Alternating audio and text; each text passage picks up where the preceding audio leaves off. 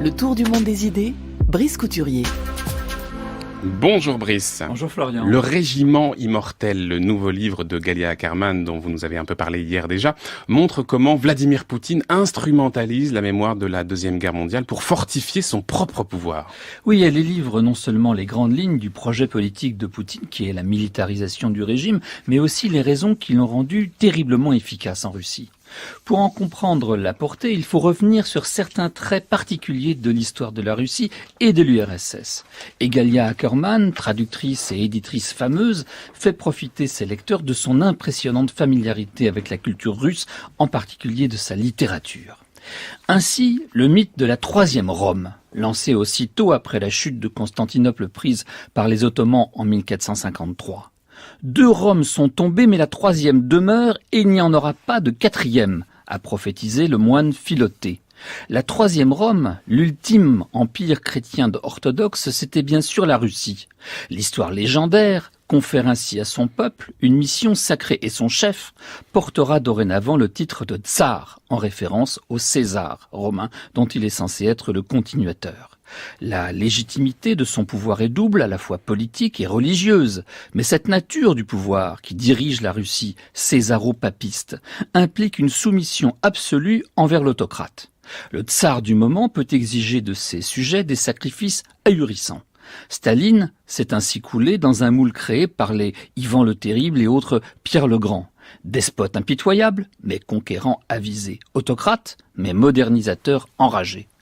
Combien de citoyens soviétiques, civils et militaires, ont péri durant la période où l'URSS fut attaquée par l'Allemagne hitlérienne, soit entre le 22 juin 1941 et le 9 mai 1945 ? Nul n'a jamais pu l'établir. 7 millions, disait-on sous Staline, l'on minimisait exagérément le coût humain d'une guerre au cours de laquelle les états-majors, sur ordre de la direction communiste, avaient délibérément sacrifié des centaines de milliers de soldats.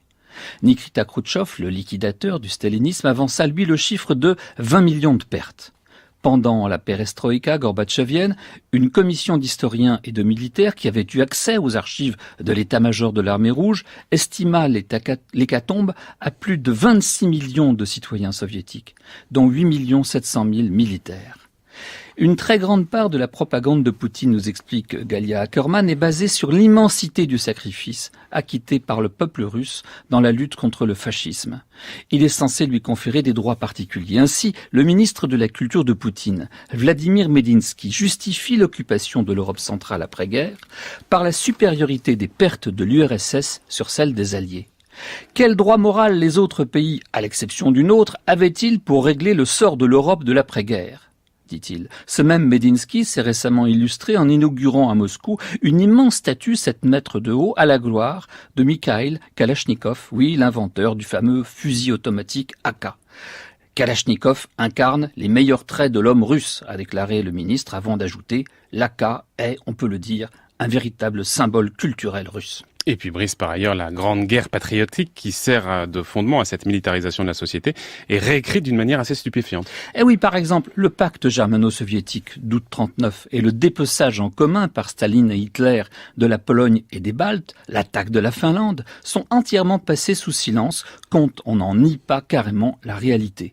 Pas un mot non plus sur la trahison par l'URSS de centaines de militants antifascistes allemands, dont de nombreux juifs, livrés à Hitler.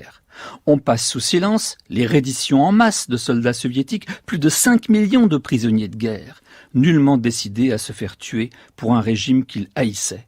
Il n'est pas question non plus des troupes du NKVD qui, selon le témoignage de Vassili Grossman, avaient pour mission de tirer sur les soldats qui reculaient. C'était la conséquence de l'ordre numéro 227, le fameux ordre 227 du 28 juillet 1942, signé par Staline, interdisant toute retraite sur le front.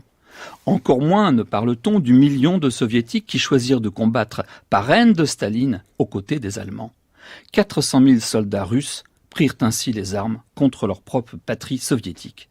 Non, ce qu'on apprend aux jeunes Russes, c'est une histoire sainte. Le peuple russe, guidé par le grand Staline, a écrasé seul le mal absolu et tous ceux qui aujourd'hui s'opposent aux ambitions du grand Poutine sont donc des fascistes. En particulier l'Ukraine indépendante et pro-européenne. Alors tandis qu'en Europe on déconstruit le roman national, on cherche à provincialiser l'Europe et que l'histoire s'écrit sous le signe de la culpabilité et de la repentance, en Russie, à l'inverse, toute la gamme de la mythologie nationaliste est mobilisée par le régime pour célébrer la grandeur du peuple, son destin exceptionnel, ses droits particuliers. Lisez donc le livre de Galia Ackerman, Le régiment immortel, la guerre sacrée de Poutine. Il vient de paraître aux éditions Premier Parallèle.